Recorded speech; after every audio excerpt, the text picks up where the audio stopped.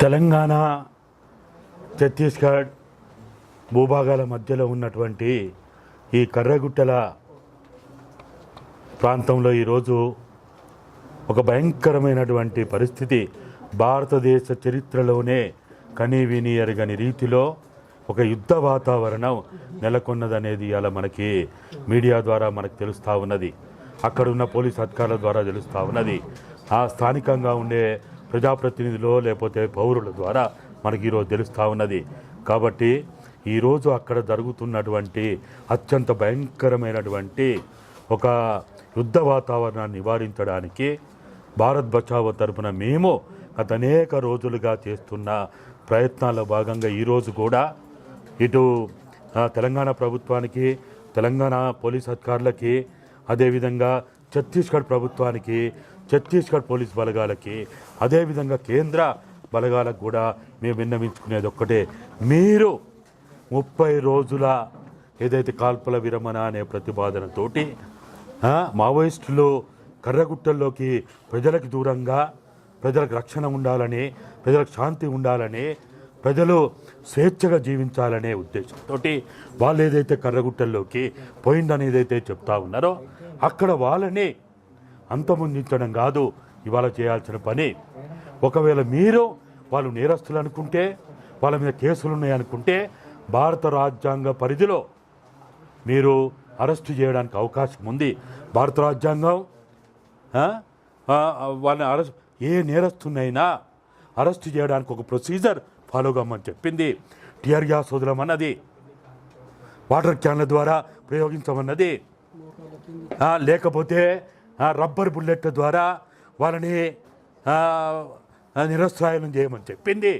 ఇంకా అనేక పద్ధతుల్లో అరెస్టు చేయడానికి కావాల్సిన అన్ని పద్ధతులు పాటించిన తర్వాతనే వాళ్ళని అరెస్ట్ చేసి కేసులు పెట్టి కోర్టు ముందు పెట్టి జైల్లోకి పంపి విచారణ చేయమని చెప్పింది.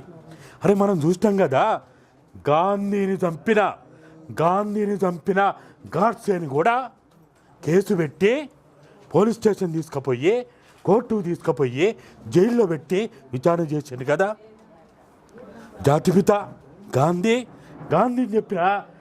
చంపిన కూడా పెట్టాను కదా, ఇందిరాగాంధీని చంపిన వాళ్ళని కూడా పెట్టాను కదా, రాజీవ్ గాంధీ చంపిన వాళ్ళని కూడా పెట్టాను కదా.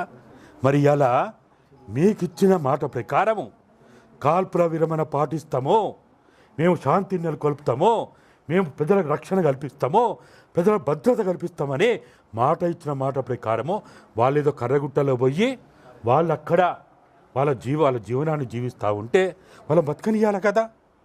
వాళ్ళని చంపుతా అంటే ఎట్లా? ఇవాళ ఎంత భయంకరం.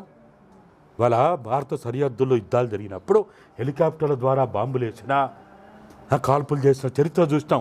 ఇవాళ మన పక్కనే మనం ఈ దేశ సంపదను కాపాడిన ఈ ఆదివాసీలు, ఈ మూలవాసులు ఆ భూభాగంలోనే ఇవాళ హెలికాప్టర్ల ద్వారా బాంబులు వేస్తున్నారంటే, తుపాకుల ద్వారా కాల్పులు జరుపుతున్నారంటే, ఓ భారత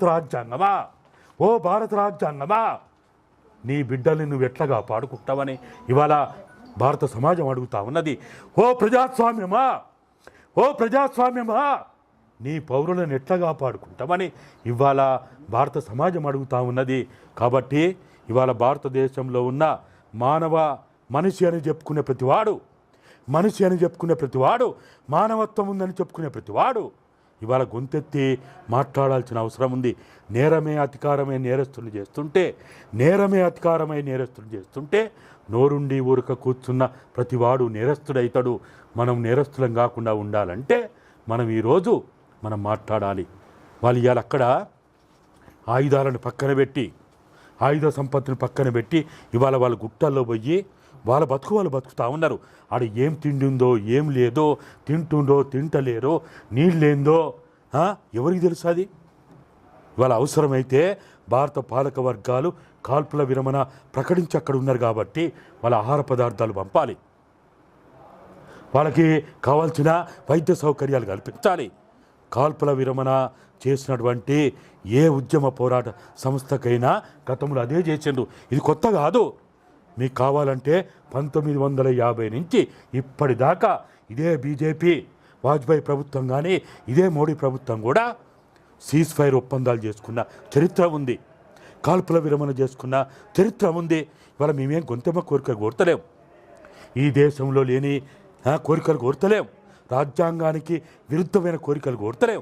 రాజ్యాంగబద్ధమైన చట్టబద్ధమైన కోరికనే మేము అడుగుతా ఉన్నాం. కాబట్టి ఇవాళ ఆ కర్రగుట్టలు వాళ్ళే చెప్పారు కదా, పోలీసు వాళ్ళే చెప్పిండు, ఇవాళ ములుగు ఎస్పీ చెప్పిండు, ములుగు ఐజీ చెప్తా ఉన్నాడు, వరంగల్ ఐజీ చెప్తా ఉన్నాడు. కర్రగుట్టల్లోకి పోవాలంటే ఎవరు పోలేరు, అక్కడ భయంకరంగా ల్యాండ్ మైన్స్ పెట్టినని వాళ్ళే అన్నారు కదా, ఐఈడీలు పెట్టినని వాళ్ళే అన్నారు కదా. మరి ఒకవేళ పోలీసులు పైకి పోవాలంటే కొన్ని వందల మంది పోలీసులు చనిపోతారు. అంటే పోలీసులు చనిపోవడం ఎవరికైనా ఆనందమా? ఎవరికి ఆనందం కాదు. వాళ్ళది కూడా ప్రాణమే. వాళ్ళ కుటుంబాలు ఉన్నాయి, వాళ్ళకి భార్య పిల్లలు ఉన్నారు, వాళ్ళకి తల్లిదండ్రులు ఉన్నారు. కాబట్టి ఎవ్వరు చనిపోకుండా ఉండాలంటే, శాంతి నెలకొల్పాలంటే ఈరోజు అక్కడ ఏదైతే వాళ్ళు